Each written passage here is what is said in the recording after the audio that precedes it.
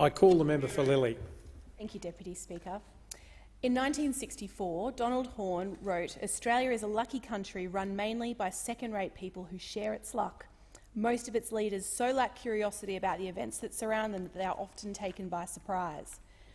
As we stand in this place tonight, over 3 million Australians are living in poverty.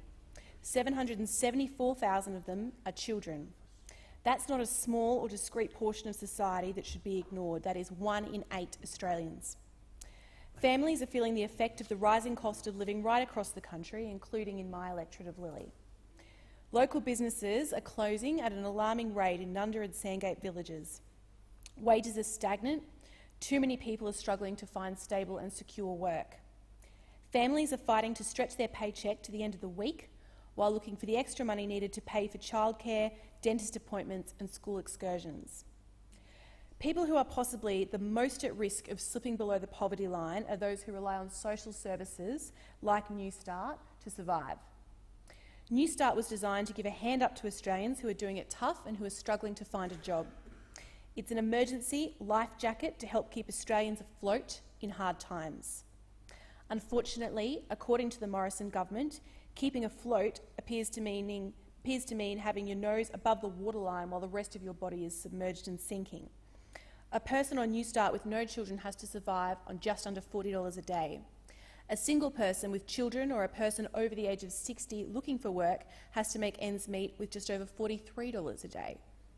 The Morrison government has told Australians that $40 a day is sufficient to get by while demonising recipients as dole bludgers.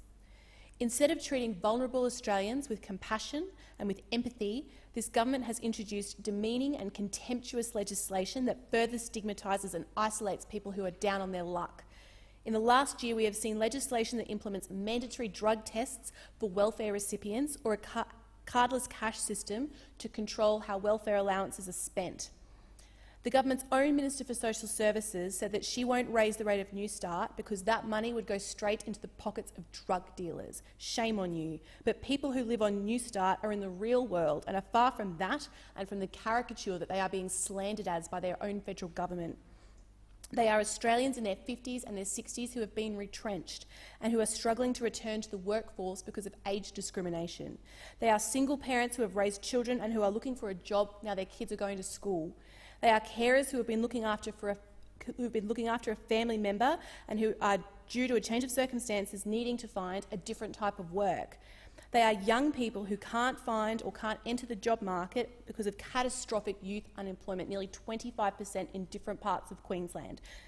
They are people like Mrs D, one of my constituents in Lily, who reached out to me to share her experience living on Newstart. Mrs D is in her 40s. She was married and left the workforce to become a stay-at-home mum.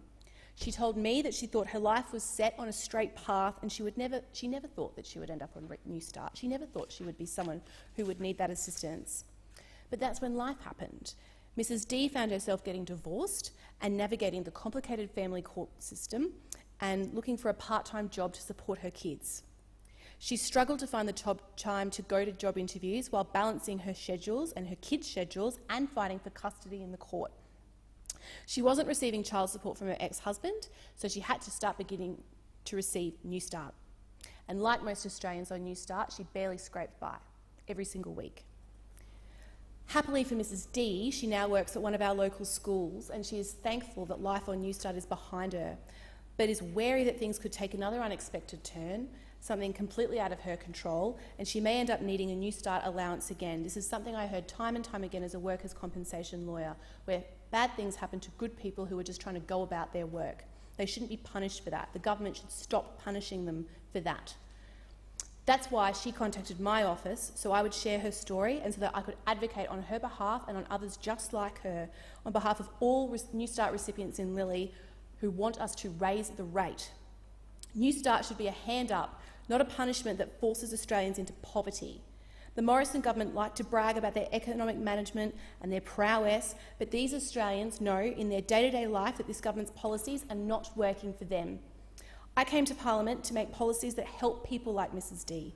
I refuse to close my eyes to what is happening in my community. The Morrison government need to get out of their bubble and their assumption that if you work hard, you'll get a go. It's just not what's happening. It's time they acknowledge that Newstart is a hand up, not a handout. It is time to raise the rate.